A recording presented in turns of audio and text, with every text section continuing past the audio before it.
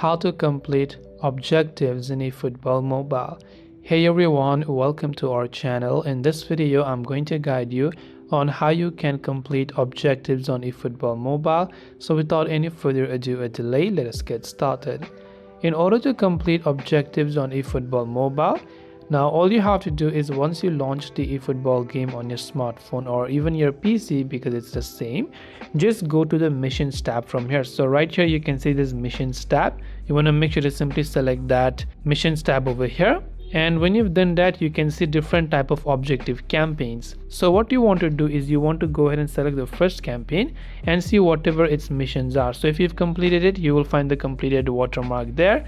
Similarly, you can go ahead and then select the other eFootball objectives as well, and over here also you'll find various type of objectives. For example, you can see the first objectives, I have to achieve it 2 times right here, and there are other objectives as well, so like to maybe play some PvP matches or to log into the game. So just depending upon the campaign, you'll find those objectives and you can go ahead and then begin playing them if you'd like to complete those objectives.